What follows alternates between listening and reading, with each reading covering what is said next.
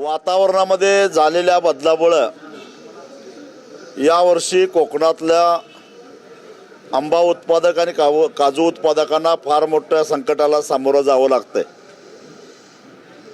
सिंधुदुर्ग असेल, रत्नागिरी असेल, रायगड असेल, पालघर असेल, ठाणे या सगळ्या जिल्ह्यामध्ये आंबा आणि काजू उत्पादनावर अतिशय वाईट परिणाम झालेला आहे। आंबा उत्पादनामध्ये 80 ते 90%, काही ठिकाणी तर 95% उत्पादन घटलेलं आहे आणि काजू उत्पादनाची परिस्थिती तीच आहे। अशा परिस्थितीमध्ये विधानसभेमध्ये चर्चा झाली, परंतु ती वांजोटी चर्चा झाली। काजू उत्पादकांना तर वाऱ्यावर सोडलंच, पण आंबा उत्पादकांना केवळ कलमाला 220 रुपये एवढंच भरपाई देऊ केली सरकारनं। आता एका मजुराची एक दिवसाची मजुरी आहे 600 रुपये आणि सरकार देऊ पाहतंय 220 रुपये।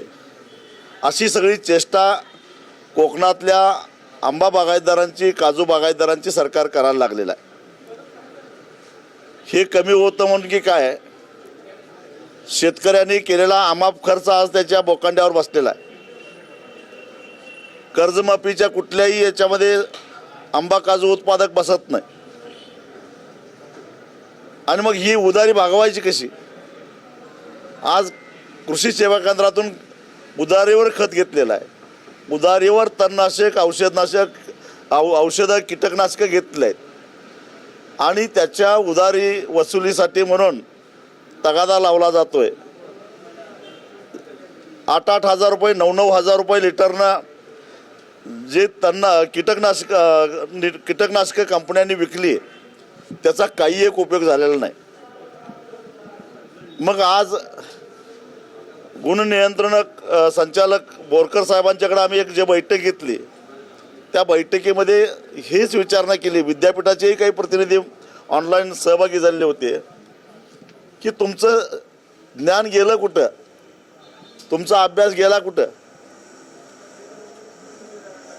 फलधारणा व्हावी यासाठी सगळ्या उपाययोजना करून सुद्धा शेतकऱ्याच्या हातामध्ये काय लागलं? खर्च मात्र झाला। आणि मग या ज्या कंपन्या आहेत, औषध कंपन्या, ज्यांच्या औषधाचा काही गुण आला नाही, परंतु हजारो रुपये त्यांचे गेले। सिंधुदुर्ग आणि रत्नागिरी 2 जिल्ह्यामध्ये जवळपास 300 कोटी रुपयाची औषधं आणि कीटकनाशकं खपलेली आहेत एका वर्षामध्ये। या पैशाचं काय झालं बघ? आणि या शेतकऱ्यांच्या भोवखंड्यावर बसलेला हा जो काय, याच्यामध्ये या कंपन्यांना जबाबदार धरलं पाहिजे।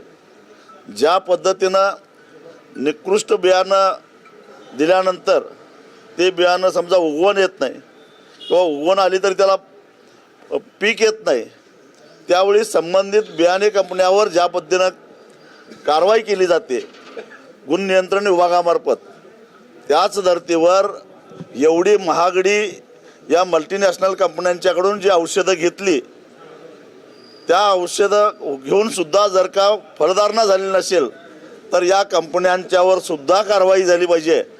आणि ती जर होणार नसेल तर आम्ही गप्प बसणार नाही किंवा आता ज्या उधाऱ्या आहेत त्या उधाऱ्या त्यांनी वसूल करण्याचा प्रयत्न करू नये।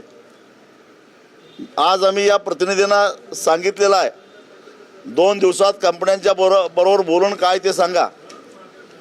11 एप्रिलला देवगड जामसंडे येथे आमची आंबा बागायतदारांची सभा आहे, 18 एप्रिलला रत्नागिरीला सभा आहे। या सभेमध्ये आम्ही निर्णय घेणार आहोत। जर कृषी विभागानं या कंपन्यांच्यावर काही कारवाई केली नाही, त्यांना मोकाट सोडलं, सरकारनं त्यांना अभय दिलं, तर आम्ही 1 रुपयासुद्धा देणं लागत नाही, देणार नाही।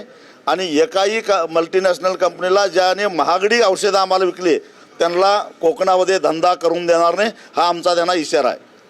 आता जर परिस्थिती बघितली तर युद्धाची परिस्थिती आहे, आंब्याचं पीक कमी आहे, बाहेर पण निर्यात होत नाहीये, त्या संदर्भात काही चर्चा केली?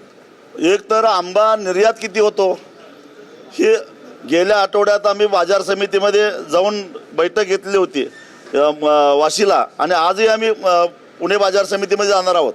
व्यापाऱ्यांनी केवळ आंबा निर्यात होत नाही म्हणून भाव नाही अशा प्रकारचं तकलादू कारण सांगितलं आहे.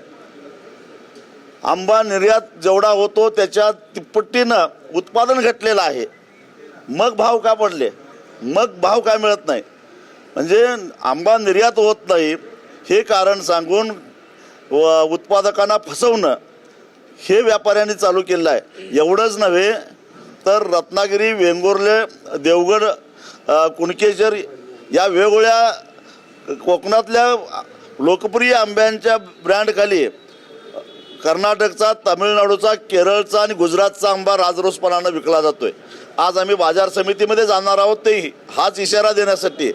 जर अशा पद्धतीनं आमच्या कोकणाच्या शेतकऱ्यांची बाजारपेठ जर का बाहेरच्या परराज्यातील शेतकरी ज्या आंब्याला चव नाही पण हापूसच्या नावाखाली जर विकणार असतील तर वेळ प्रसंगी या गाड्या रस्त्यावर मोकळ्या केल्याशिवाय सोडणार नाही, हाही इशारा आम्ही देणार आहोत. दुसरीकडे अवकाळी पाऊस बऱ्याच महाराष्ट्रातल्या बऱ्याच भागात पडलेला आहे. अजून नुकसान भरपाई नाही शेतकऱ्यांना, तसं पंचनामे देखील अनेक ठिकाणी झाले नसल्याचा शेतकऱ्यांचा आरोप आहे. मी कालच सांगली जिल्ह्यात बैठक घेऊन आलो. सांगली जिल्ह्यामध्ये द्राक्ष उत्पादकांचं मोठ्या प्रमाणामध्ये नुकसान झालेलं आहे, परंतु एकही पंचनामा अजून झालेला नाही, ही स्थिती आहे. अवकाळी पाऊस गेल्या आठवड्यात झाला. सरकारनं फक्त वल्गना केल्या, मदत करू, वाऱ्यावर सोडणार नाही असं म्हटलं, पण प्रत्यक्षामध्ये प्रशासन ठप्प आहे, जागेवर आहे, पंचनामे होत नाहीत, माहिती दिली जात नाही आणि गारपिटीमुळे झालेल्या नुकसानीनं शेतकरी बेहाल झालेला आहे, अशी अवस्था आहे. नाही, ही जर परिस्थिती बघितली तर एप्रिलपर्यंत म्हणजे एप्रिलच्या पहिल्या आठवड्यात काय एक अहवाल येणार होता कर्जमाफीच्या संदर्भातला, त्या संदर्भात पण काय ना. आमची अशी मागणी आहे की एकतर खरीप पिकाचं वाटोळं झालं आणि त्या खरीप पिकावर काढलेलं कर्ज शेतकरी फेडूच शकत नव्हता का, तर ते पीकच पावसामध्ये सगळं बेचिराग झालेलं होतं आणि ते कर्ज येत्या जूनला थकीत जाणार आहे. म्हणजे थकीत नसल्यामुळे ते माफीलाही पात्र ठरत नाही, मात्र पीक नव्हतं. आणि जे काय थोडंफार रब्बीचं आलेलं होतं, गहू असेल, कांदा असेल, द्राक्ष असतील, केळी असतील, या सगळ्या पिकांना गारपीट आणि अवकाळी पावसाचा फटका बसला, म्हणजे रब्बी गेलं. आणि मग अशा अवस्थेमध्ये मुळामध्ये हे कर्जमाफीचे जे निकष आहेत तेच तकलादू आहेत. खरं तर यावर्षी नैसर्गिक आपत्तीमुळं संकटात सापडलेल्या शेतकऱ्याला दिलासा देण्यासाठी म्हणून हा निर्णय घेतला, पण प्रत्यक्षामध्ये जो संकटात सापडलेला आहे तोच जर याच्यामध्ये पात्र ठरत नसेल तर हे नेमकं कुणासाठी आहे, हा खरा सवाल आहे. साहेब, टोटल 1,22,000 हेक्टर या अवकाळी पावसामुळे बाधित झालेले आहे. शेतकऱ्यांना सरकार हा सुद्धा नजर अंदाज आहे, अजून पंचनामे झालेले नाहीत. प्रत्यक्षात ज्यावेळी पंचनामे होतील त्यावेळी हा आकडा दुपटीने तिपटीने वाढलेला असेल. साहेब, FRP संदर्भामध्ये 5,000 कोटीची FRP थकीत आहे. राज्य सरकारकडे बैठक झाली. साखर उद्योग कायमच अडचणीत आहे असं कारखानदार आणि हे सगळे सांगतात. तर आता हे 5,000 कोटी मिळणार कधी? सीझन तर संपत आला. 15 फेब्रुवारीला ऊसाचा हंगाम संपायला सुरुवात झाली आहे, म्हणजे जवळपास 2 महिने होत आले. ऊस दर अध्यादेश 1966 नुसार ऊस तुटल्यानंतर 14 दिवसाच्या आत शेतकऱ्याचं सरकारनं निश्चित केलेली किंमत देणं अनिवार्य असताना आज 2-2 महिने झाले या कारखान्याने पैसे दिले नाहीत. हा आकडा 5,000 कोटीपेक्षा जास्त आहे. खोटं सांगितलं जातं, कारखाने खोटी माहिती देतात. महाराष्ट्राच्या कानाकोपऱ्यातून तक्रारी येत आहेत आणि मग अशा परिस्थितीमध्ये खरं तर सरकारची जबाबदारी आहे. एप्रिल 2025ला मुंबई उच्च न्यायालयानं सरकारला आदेश दिलेला होता, FRP देण्यामध्ये जरा जरी विलंब झाला किंवा त्या FRPचे तुकडे करण्याचा प्रयत्न केला तरीसुद्धा 15% व्याजानं फरकाची रक्कम द्यावी असा आदेश असूनसुद्धा त्याची अंमलबजावणी होत नाही. सुप्रीम कोर्टाला त्या आदेशाला स्थगिती द्यायला तयार नाही. 9 सुनावण्या झाल्या. मग असं असताना साखर आयुक्त या कारखान्यांच्यावर कारवाई का करत नाहीत हा प्रश्न वारंवार विचारला. 3 साखर आयुक्त बदलून गेले तरीसुद्धा अंमलबजावणी होत नाही. आज सांगितलं जातं आहे केवळ 29 तारखेला कारखान्यांना नोटिसा गेलेल्या आहेत, पण सगळेच कारखाने जवळपास सगळे, काही सन्माननीय अपवाद सोडले तर बहुतेक कारखान्यांनी FRP थकवलेली आहे, ही माझी माहिती आहे. तेव्हा यांच्यावर ऊस दर नियंत्रण अध्यादेश 1966नुसार निव्वळ नोटीस नव्हे तर यांना सरकारी थकबाकीदार समजून यांच्यावर जप्तीच्या कारवाया व्हायला पाहिजेत. आणि यांनी FRP का थकवलेली आहे? कारण वर्षभरामध्ये साखरेला भाव चांगला आहे, इथेनॉलला चांगला बऱ्यापैकी भाव वाढवून दिलेला आहे, शिल्लक साखरेचा प्रश्न नाही आहे. केवळ साखर निर्यात होत नाही, बंदरात अडकून पडले असं कारखानदार सांगतात. पण किती कोटा किती आहे त्याचा? संपूर्ण देशामध्ये मिळून 15 लाख टन साखर निर्यात होणार आहे. त्यात महाराष्ट्राच्या वाट्याची किती आहे आणि त्यातलं प्रत्येक कारखान्याच्या वाट्याची किती आहे आणि त्यांनी बिल थकवलंही किती आहे? आमचे 15मध्ये साखर अडकले असं सांगून शेतकऱ्यांचे पैसे अडवण्याचा प्रयत्न होतोय. ह्याचं कारण दुसरं आहे की अशा प्रकारची थकबाकी वाढवायची, सरकार पुढे जाऊन रडगाणं गायचं आणि सरकारकडून मदत घ्यायची आणि पुन्हा भ्रष्टाचार करायचा, हाच याच्यामध्ये डाव आहे, दुसरा काही नाही. शिंदोलनाला तुम्ही जाणार आहे का? साखर आयुक्तांसमोर पुन्हा बसणार आहे सर?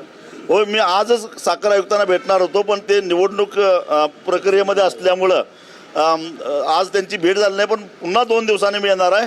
जर साखर आयुक्तांनी या कारखान्यांच्यावर कडक कारवाई केली नाही तर त्यांनी मुंबई उच्च न्यायालयाच्या आदेशाचा अवमान केला आहे, म्हणून त्यांच्या विरोधातच कारवाईची मागणी मी करणार आहे. शेट्टी साहेब, बहुतांशी राजकीय व्यक्तींची साखर कारखाने आहेत आणि कारखाने वाचवण्यासाठी ते सत्ताधारी पक्षात प्रवेश केले, तर त्या संदर्भात तुमची काय भूमिका? म्हणूनच बहुतेक सगळे साखर कारखानदार आता सरकार पक्षामध्ये सामील झालेले आहेत.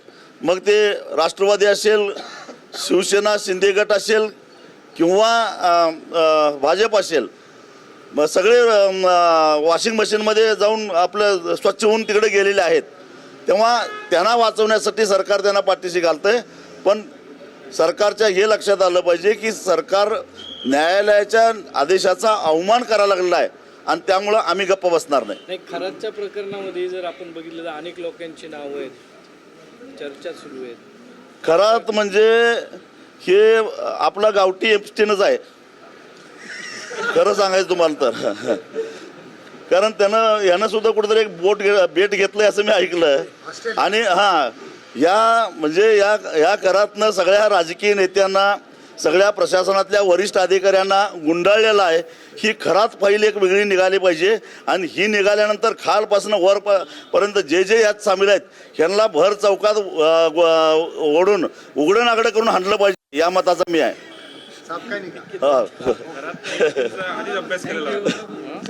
बारामती निवडणुकी संदर्भात जर पाहिलं तर पोटनिवडणुकीत काँग्रेस माघारी घ्यायला तयार नाहीये.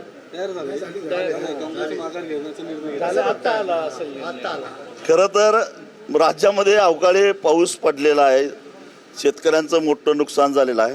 कोकणातला आंबा काजू उत्पादक शेतकरी हैराण झालेला आहे. अनेक शेतकऱ्यांचे प्रश्न आहेत. 31 मार्च नुकताच झालेला आहे. बँकांनी अक्षरशः शेतकऱ्याला बेजार करून सोडलेला आहे. एवढे सारे प्रश्न आमच्या समोर आहेत. 2 पोटनिवडणुकीमुळे काय राज्याच्या सत्ता संघर्षात काही फरक पडणार नाही.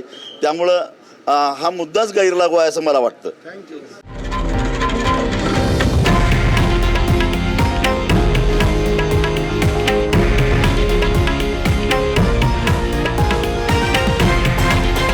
हे आहे देशातील नंबर 1 न्यूज नेटवर्क आणि आपण पाहत आहात TV9 मराठी, एकमेव.